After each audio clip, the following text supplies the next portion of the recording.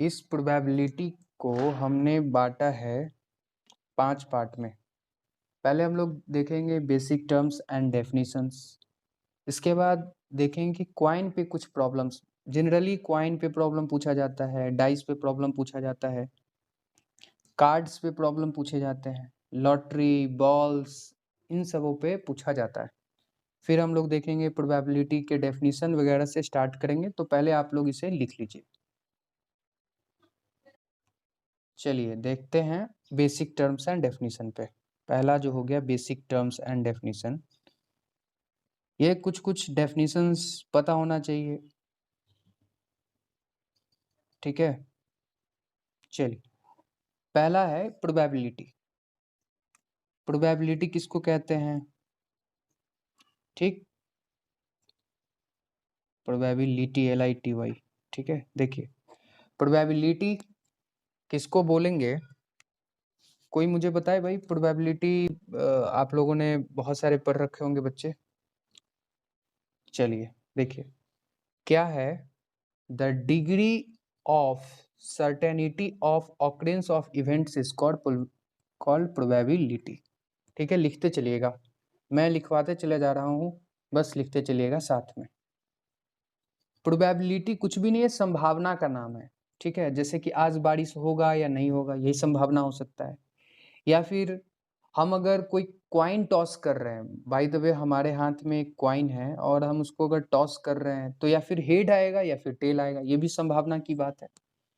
आज आज कोचिंग खुलेगा नहीं खुलेगा, ये भी एक संभावना का बात है ना। तो ये जहाँ पे संभावना आ जाए, समझ जाना, वही प्रोबेबिलिटी मीन्स अनुमान लगाना, ठीक है। अनुमान लगाओ कि ये फलाना इवेंट्स होगा या नहीं होगा, दैट्स कॉल्ड प्रोबेबिलिटी, ठीक है। आइए अब एक एक करके इसके डेफिनेशन को देखते हैं, हम लिखवाते चले जाते हैं, लिख लीजिएगा। पहला डेफिनेशन प्रोबेबिलिटी लिखिए, द डिग्री ऑफ लिखिएगा प्रोबेबिलिटी में, the degree of certainty of the occurrence of events, certainty of occurrence of events, ठीक है, called probability, okay, called probability। अब हम लोग देखेंगे एक्सपेरिमेंट के बारे में। एक्सपेरिमेंट किसको कहते हैं? एक्सपेरिमेंट लिखिएगा, an operation which can produce an operation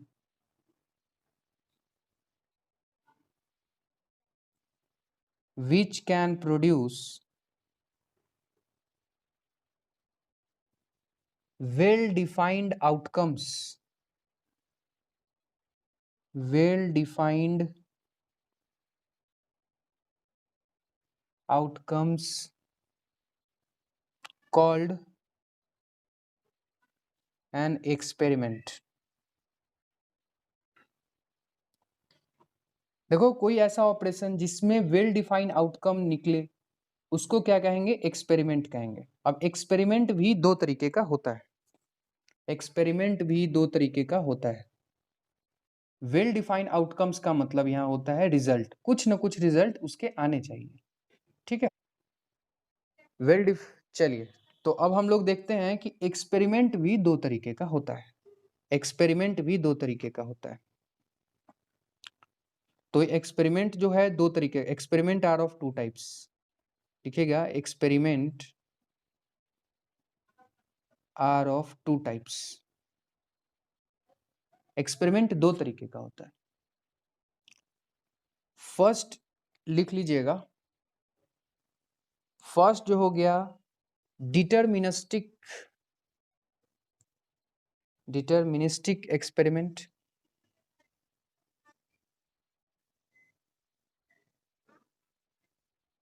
और दूसरा हो गया मेरे भाई, दूसरा जो हो गया हमारा एक्सपेरिमेंट हो गया रैंडम एक्सपेरिमेंट, रैंडम एक्सपेरिमेंट।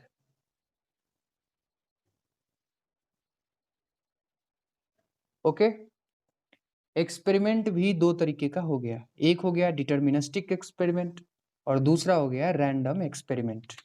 ठीक, अब आइए हम लोग देखते हैं एक एक करके डिटर्मिनिस्टिक एक्सपेरिमेंट होता क्या है और रैंडम एक्सपेरिमेंट क्या होता है, आइए देखते हैं। डिटर्मिनिस्टिक एक्सपेरिमेंट में लिखिएगा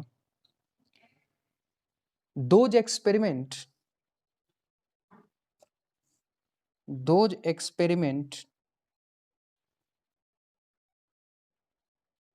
which can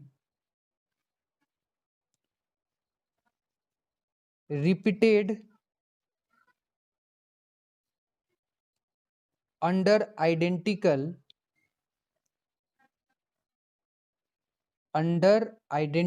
condition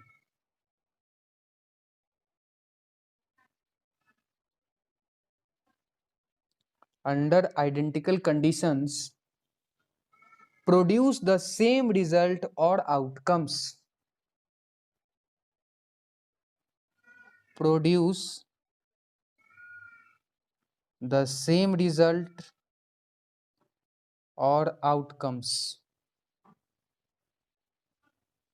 ठीक है, समझ आ रहा है। वैसे एक्सपेरिमेंट जो कि आइडेंटिकल कंडीशन में होते हैं और हमेशा उसका रिजल्ट भी सेम होता है, वैसे एक्सपेरिमेंट को हम लोग डिटर्मिनिस्टिक एक्सपेरिमेंट बोलते हैं। डिटर्मिनिस्टिक एक्सपेरिमेंट में हमको लिखवाए हैं। अब इसके कुछ एग्जाम्पल देखते हैं, जैसे कि डिटर्मिनिस्टिक एक्सपेरिमेंट के एग्जाम्पल समझिए। जैसे एग्जाम्पल के तौर पे आप कोई लैब में, ठीक है, साइंस के कोई लैब में कोई एक्सपेरिमेंट करते हैं, वही एक्सपेरिमेंट बार बार दोहराया जाता होगा। आप किए, आपके कोई फ्रेंड है वो किए, ठीक है, और कोई फिर 9 क्लास में जो 10th क्लास का जो बच्चा जाएगा, 10th क्लास में जाएगा, वही एक्सपेरिमेंट फिर से वही लैब में करेगा और सबका एक्सपेरिमेंट भी सेम रहेगा और सबका रिजल्ट भी सेम आएगा। जैसे एग्जाम्पल के तौर पे आप ब्लू लिटमस को रेड कर देते हैं, ठीक है, एसिड डाल के, तो जो भी बच्चा करेगा वही, जो भी ब्लू लिटमस को रेड करेगा एसिड डाल करके, तो सब तो वही कर रहा होगा। ऐसा तो नहीं है कि सबके लिए चेंज हो जाएगा ये चीज, है ना। तो वैसे एक्सपेरिमेंट जो आइडेंटिकल हो और सेम रिजल्ट प्रोड्यूस करे, वैसे एक्सपेरिमेंट डिटर्मिनिस्टिक एक्सपेरिमेंट कहलाते हैं। एग्जाम्पल में लिख लीजिएगा, when experiment in a science lab under identical condition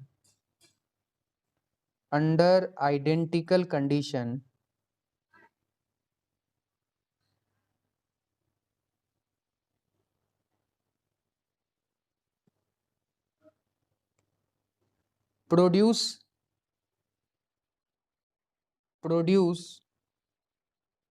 almost same result every time, produce same result every time। ठीक है, ये हो गया हमारा डिटर्मिनिस्टिक एक्सपेरिमेंट का एग्जाम्पल। बात समझ पा रहे हैं आप। अब हम लोग चल रहे हैं रैंडम एक्सपेरिमेंट की तरफ, आइए देखते हैं। देखिए, लिखिए random experiment, an experiment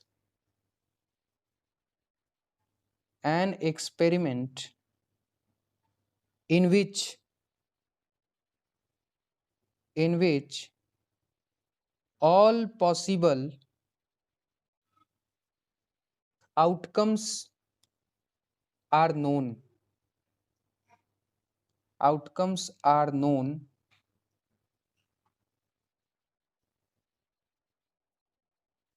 and exact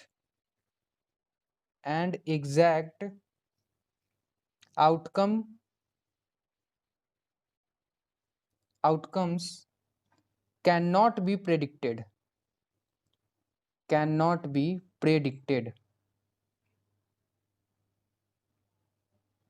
in advance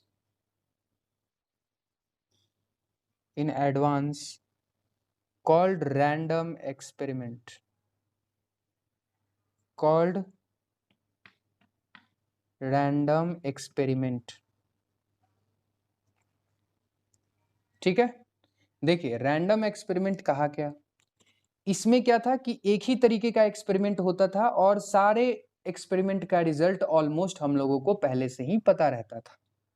random experiment में ऐसी बात नहीं है, इसमें हमको ये पता तो रहता है कि रिजल्ट आने वाला क्या है, लेकिन एक्चुअल में रिजल्ट क्या आएगा वो हमको पहले से पता, एडवांस में पता नहीं रहता है। एग्जाम्पल के तौर पे, जैसे अगर आप डाइस डाइस जानते हैं ना, वो जो लूडो में खेलते हो, उस डाइस को अगर आप फेंकते हो, ठीक है, डाइस को अगर आप फेंकते हो तो एक बात मुझे बताओ, आपको ये पता है कि 1 से लेकर के 6 तक ही नंबर आने वाला है? 1 से 6 से ज्यादा कुछ आने वाला है क्या? 1 से 6 तक ही नंबर आने वाला है। लेकिन ये पता नहीं रहता कि इस बार 1 ही आ जाएगा या फिर इस बार 2 ही आ जाएगा, है ना? इस बार 5 ही आ जाएगा, ये कुछ पता नहीं रहता। आपको रिजल्ट पता है कि 1 से 6 के बीच में ही आएगा, उससे ज्यादा नहीं आएगा। लेकिन आपको ये नहीं पता कि एग्जैक्टली क्या आने वाला है। ओके, बात समझ में आ रहा है आपको? वैसे एक्सपेरिमेंट को क्या कहते हैं? रैंडम एक्सपेरिमेंट कहते हैं, जिसमें हमको ये पता होता है कि रिजल्ट क्या आने वाला है, लेकिन एग्जैक्ट रिजल्ट हम लोगों को पता नहीं होता। वैसे एक्सपेरिमेंट को हम लोग रैंडम एक्सपेरिमेंट बोलते हैं। रोलिंग एन अनबायस्ड डाई, ठीक है, tossing a fair coin, tossing a fair coin. अच्छा, यहाँ पे अनबायस्ड लिखा हुआ है और यहाँ फेयर क्वाइन लिखा हुआ है, इसका मतलब समझते हैं? एक होता है बायस्ड डाई, ठीक है, और एक होता है बायस्ड, एक होता है बायस्ड, एक होता है अनबायस्ड। अनबायस्ड का मतलब हो गया इसमें कोई खोटा बात नहीं है। जैसे एग्जाम्पल के तौर पे आप लोग अगर महाभारत देखे होगे, शकुनी के पास कैसा रहता था? जो पासा रहता था, वो जैसा चाहता था वैसा आ जाता था, है ना? अरे भाई, महाभारत देखे हो आप लोग तो देखे होगे कि पासा में वो जो जो चीज लाना चाहता था वो ले आता था। तो वैसा वैसा खोटा कहते हैं, खोटा डाइस उसके कहते हैं, उसके पास जो पासा था उसके पास खोटा था, वो जैसा चाहता था वैसा आ जाता था। तो सोचो, इसीलिए वैसे जो डाइस हैं उसको खोटा डाइस बोला जाता है, ठीक है, जिसमें जो जैसा चाहे वैसा आउटकम प्रोड्यूस करवा ले, वो इसको कहता है बायस्ड डाइस, ठीक है, उसको क्या कहता है? बायस्ड, ठीक है, बायस्ड। अनबायस्ड का मतलब उसमें कोई गंदगी नहीं है, मतलब खोटा नहीं है, मतलब उसमें एक्सपेरिमेंट या रिजल्ट हमको पहले से पता नहीं है, उसको कहा जाता है अनबायस्ड। नाम ही लग गया अनबायस्ड। वही फेयर क्वाइन क्यों बोले? खोटा सिक्का। ये देखे होगे शोले, हमेशा उसको टेल ही आता था कि हेड पता नहीं, है ना? तो वैसा खोटा सिक्का वाला हिसाब किताब नहीं रखना है, ठीक है। तो ये सब एग्जाम्पल हो गया तुम्हारा रैंडम एक्सपेरिमेंट का, ठीक है। रैंडम एक्सपेरिमेंट में क्या होता है कि आपको रिजल्ट तो पता है कि क्या आने वाला है। जैसे मान लो हम क्वाइन को टॉस किए हैं तो हमको पता है कि हेड या टेल आएगा, लेकिन क्या आएगा ये पता नहीं, ठीक। ओके बच्चे, बात अच्छे तरीके से आप समझ पा रहे हैं? आप लोग अब लिख लीजिए इवेंट्स किसको कहते हैं। इवेंट्स यहीं से समझने की कोशिश करते हैं। देखिए देखिए एक कलेक्शन ऑफ, देखिए एक collection of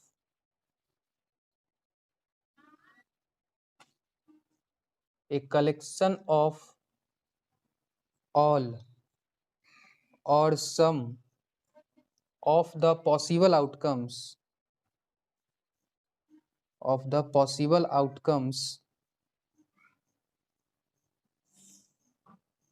is called an event। an event एक कलेक्शन है पॉसिबल आउटकम्स का, उसको इवेंट्स कहा जाता है। एग्जाम्पल के तौर पे एग्जाम्पल के तौर पे अगर हम लोग क्वाइन को थ्रो करते हैं, ठीक है, if a tossing a coin, if a tossing a coin,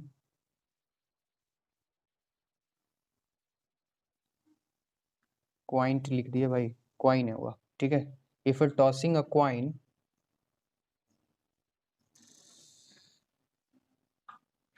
be getting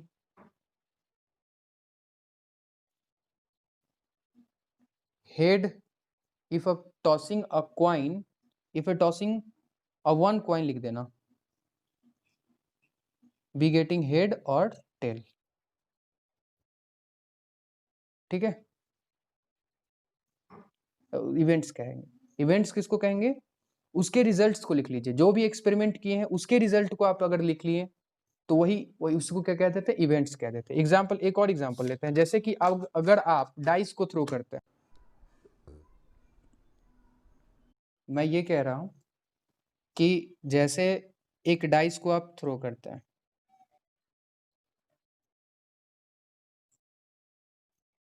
कोई एक और एग्जाम्पल ले लो, कोई दिक्कत नहीं, थ्रोइंग अ डाइस, थ्रोइंग अ डाइस, ठीक है, थ्रोइंग अ डाइस। अब डाइस को आप थ्रो करते तो क्या क्या आता है, हेड आता है, सॉरी क्या आता है मेरे भाई, 1 आएगा, 2 आएगा, 3 आएगा, 4 आएगा, 5 आएगा, 6 आएगा, यही आएगा ना, यही आएगा ना, इसके अलावा कुछ आ सकता है, इसके अलावा भी कुछ आएगा क्या, नहीं आएगा। कोई अगर डाइस को आप थ्रो करते हो लूडो में तो 1 से 6 तक की संख्या आएगा ना, इसके ज्यादा और कुछ तो आने वाला है नहीं। तो यही बात है कि आप डाइस थ्रो किए तो इसके रिजल्ट्स क्या क्या आ सकते थे, 1 2 3 4 5 6, तो ये 1 2 3 4 5 6 क्या हो गए, इसके इवेंट्स हो गए। मेरे भाई बात समझ पा रहे हो, इसके क्या बोले जाएंगे, इवेंट्स बोले जाएंगे, ठीक है। डाइस को थ्रो करने के बाद ये सब इवेंट्स आ रहे हैं, ठीक, आप समझ गए इस बात को, है ना। इवेंट्स, इवेंट्स दो तरीके का, एक होता है श्योर इवेंट और एक होता है इम्पॉसिबल इवेंट, इम्पॉसिबल इवेंट, ठीक है। पहली बात समझते हैं श्योर इवेंट्स किसको कहते हैं। देखो श्योर इवेंट्स किसको कहते हैं, इस बात को थोड़ा समझते हैं। तो देखो अगर मान लो कि कोई एक क्वाइन टॉस करते हैं, वैसे इवेंट्स जो 100% उसके रिजल्ट्स, मतलब इसको ये भी कह सकते हैं, इसका प्रोबेबिलिटी ऑफ इवेंट्स 1, ठीक है। अब प्रोबेबिलिटी ऑफ इवेंट क्या होता है हम अभी आगे पढ़ेंगे, जिसका हुज, वैसे इवेंट जिसका probability of events, probability of event 1 हो, whose probability of event is 1, वैसे इवेंट जिसका प्रोबेबिलिटी ऑफ इवेंट 1 हो, वैसे इवेंट्स को हम लोग श्योर इवेंट कहते हैं। प्रोबेबिलिटी ऑफ इवेंट क्या है अभी पढ़ेंगे, ठीक है। वैसा इवेंट्स जिसका प्रोबेबिलिटी ऑफ इवेंट 1 हो, वैसे इवेंट को हम लोग क्या कहेंगे, श्योर इवेंट बोलेंगे, ठीक है भाई, ये बात क्लियर है अच्छे तरीके से। अब अभी प्रोबेबिलिटी ऑफ इवेंट क्या है इसको अभी हम देखेंगे, टेंशन की बात नहीं, ठीक है। आगे चलते हैं, दूसरा हो गया हमारा इम्पॉसिबल इवेंट, इम्पॉसिबल इवेंट। देखिए इम्पॉसिबल इवेंट उसको कहेंगे whose probability of event, whose probability of event is equals to 0। बात समझ में आ गया, बात समझ में आ रहा है, यहां तक बात समझ में आ रहा है। अब हम लोग देखेंगे प्रोबेबिलिटी ऑफ इवेंट्स क्या है। देखिए पीई इससे डिनोट किया जाता है, इसको कहा जाता है प्रोबेबिलिटी, सब लोग लिख लीजिएगा, probability of event, probability of events. देखिए प्रोबेबिलिटी ऑफ इवेंट्स क्या है, इस बात को समझिएगा। क्या कह रहा है, number of favourable outcomes, number of favourable outcomes, outcomes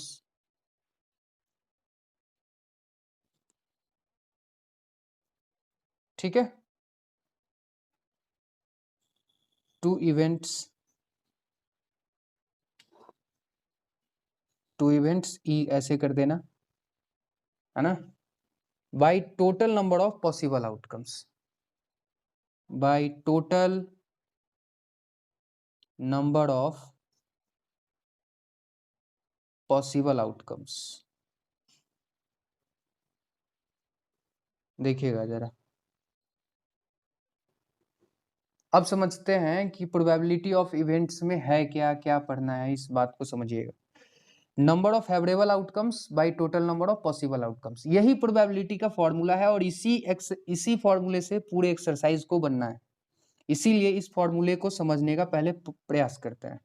देखिए, हम अगर एक एग्जाम्पल के तौर पे समझते हैं, अगर ये तो हो गया, बहुत सारे बच्चे इस बात पे समझ पाए होंगे, बहुत सारे बच्चे नहीं समझ पाए होंगे। अब हम समझते हैं कि एक प्रकार से देखा जाए क्या आ रहा है और क्या क्या आ सकता है, टोटल क्या क्या आ सकता है। ठीक है, अगर इस तरीके से अगर देखा जाए भाई, अगर हिंदी टंग लैंग्वेज में क्या बोला जाए, क्या आ रहा है, क्या आया है, शायद छोड़ो, क्या आया है भाई, टोटल क्या क्या आ सकता है। अब इस बात को पहले समझ लेना, जिन बच्चों को नहीं समझ में आता है वो बस उनके लिए है, जो लिखना चाहे लिख सकते हैं। क्या आ रहा है भाई, टोटल क्या क्या आ सकता है, क्या क्या आ सकता है,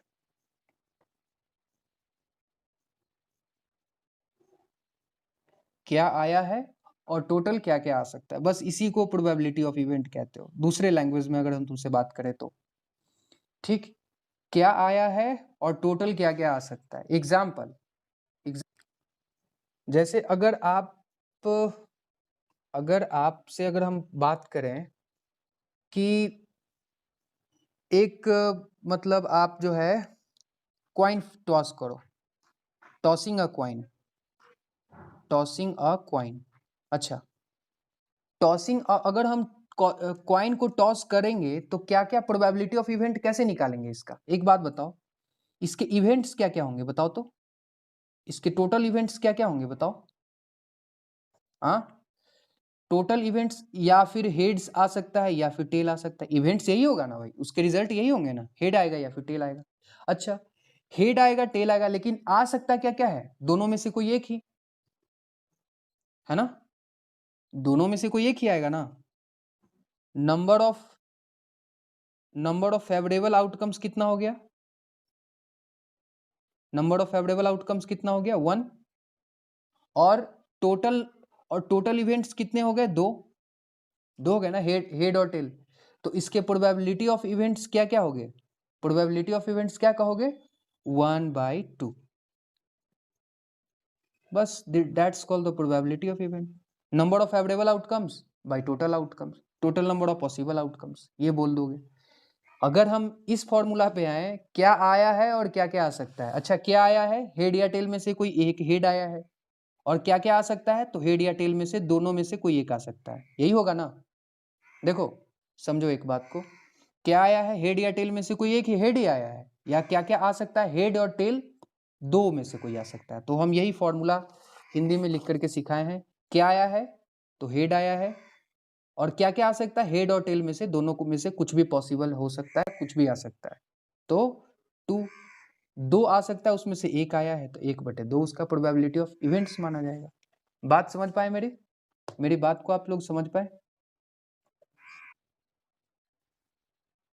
इस कंडीशन में आप कह सकते हो कि नंबर ऑफ फेवरेबल आउटकम्स भी 6 है और पॉसिबल इवेंट्स भी 6 है। तो कैसे निकालेंगे, प्रोबेबिलिटी ऑफ इवेंट्स निकालना है, कैसे होगा, number of favourable outcomes, number of favourable outcomes by total number of outcomes, total possible outcomes.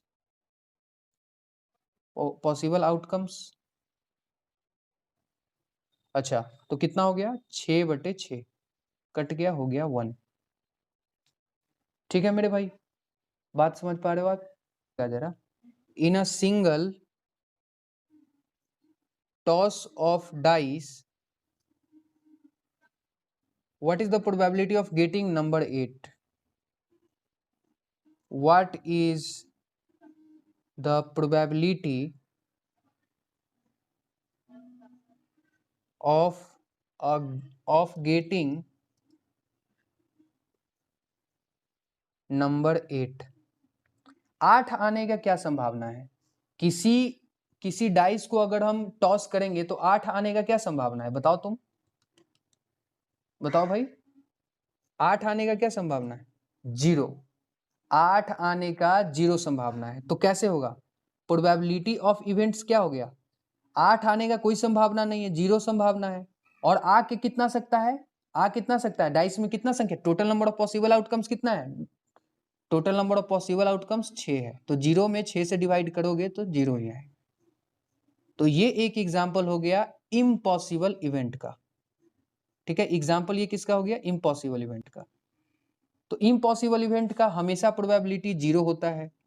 और अभी आपको लिखवाए थे इम्पॉसिबल इवेंट का जो प्रोबेबिलिटी होता है 0 होता है, और श्योर इवेंट का प्रोबेबिलिटी कितना होता है? हमेशा 1 होता है।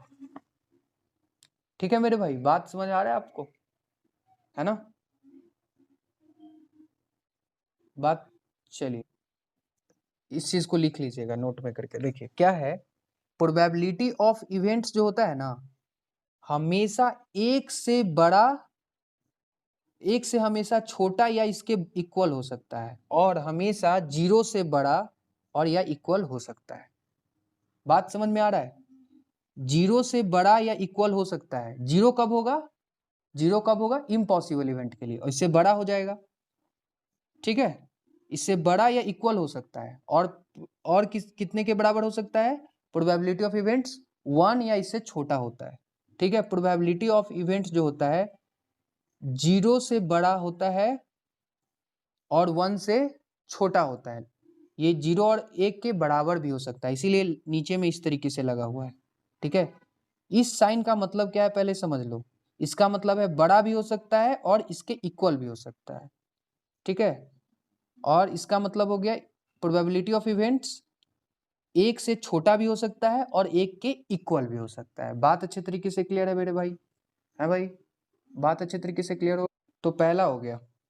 दूसरा है, दूसरा नोट में करके लिख लेना,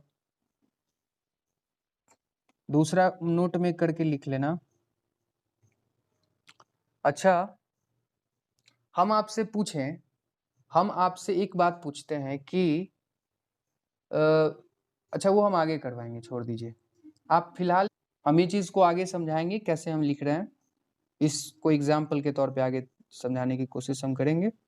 बस अभी फिलहाल आप लिख लीजिए, प्रोबेबिलिटी ऑफ इवेंट्स और probability of not events is equals to 1 होता है। ठीक है, ये बात अच्छे तरीके से, ये दो चीज़ आप लोग लिख लिए। आइए इस क्वेश्चन को आप लोग करके दिखाइएगा। इस क्वेश्चन को आप देखिए, यही है क्वेश्चन। क्या कह रहा है?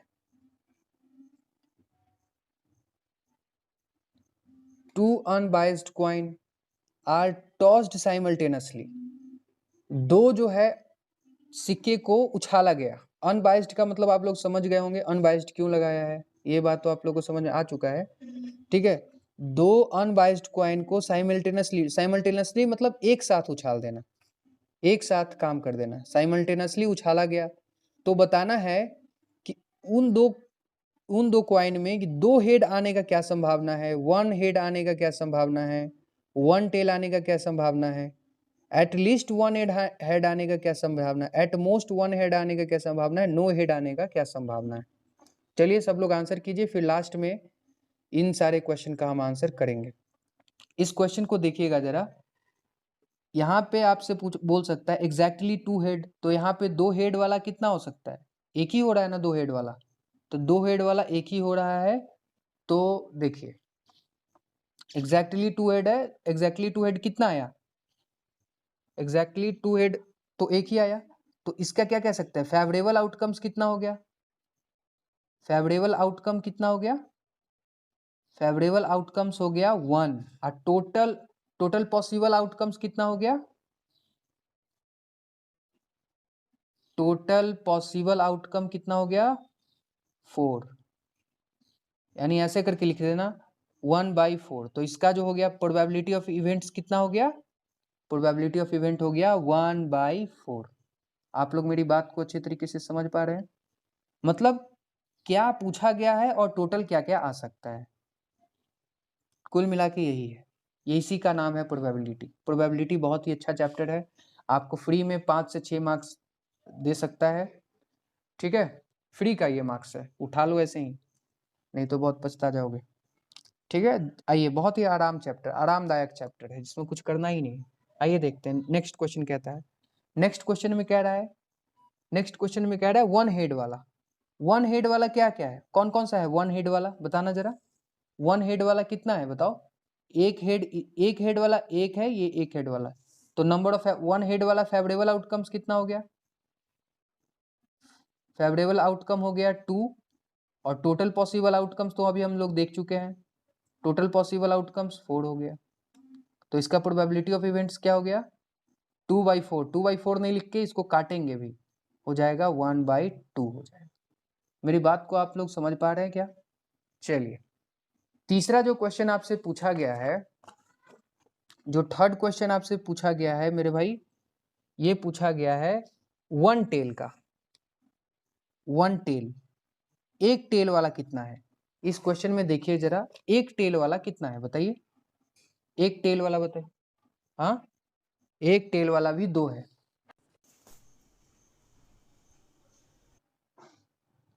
वन टेल की बताने हैं, ठीक है, वन टेल। तो वन टेल वाला कितना है, आप उसको देख लीजिएगा तो आएगा 2, 2 आ रहा है ना, तो वन टेल का आ गया 2, वन टेल 2 है। और टोटल पॉसिबल आउटकम्स कितना है, total possible outcomes, total possible outcome हो गया 4। तो इसका प्रोबेबिलिटी ऑफ इवेंट्स कैसे निकालेंगे, 2/4 यानी हो गया 1/2। चलिए चौथा देखिए, चौथा देखिए आप, at least one head. At least one head कहने का मतलब कि कम से कम एक हेड तो उसमें होना ही चाहिए। एट लीस्ट वन हेड कहने का मतलब कम से कम उसमें एक हेड होना चाहिए, ठीक है। जैसे देखिए एट लीस्ट वन हेड में कौन कौन सा आ रहा है बताइए, इसमें एक हेड ही होना चाहिए इसमें, तो ए हो गया 1 2 3, एटलीस्ट वन हेड होना चाहिए, तो एक हेड होना चाहिए, तो ये हो गया देखिए। तो at least one head, at least one head हो गया मेरे भाई 3, तो प्रोबेबिलिटी ऑफ इवेंट्स भी कितना हो गया 3/4। और लास्ट जो है हमारा क्या कह रहा है, नो हेड वाला, नो हेड, नो हेड वाला कितना हो गया, जिसमें एक भी हेड नहीं हो। तो एक भी हेड नहीं है कहाँ है, ये है ना, एक भी हेड नहीं है, इसमें टेल टेल है, तो एक भी हेड नहीं है, छठा, तो 1/4, 1/4, बिकॉज एक भी हेड नहीं है। Total possible outcomes, total possible outcomes कितना हो गया, टोटल पॉसिबल आउटकम्स हो गया 4, और नंबर ऑफ आउटकम हो गया 1, तो ये हो गया नो हेड हो गया 1/4। ये हो गया आपका आंसर, ठीक है। हम लोग अब नेक्स्ट क्लास में मिलते हैं और अच्छे तरीके से क्वेश्चन करते हैं, और पार्ट 2 में और अच्छे तरीके से देखते हैं इस चीज़ को।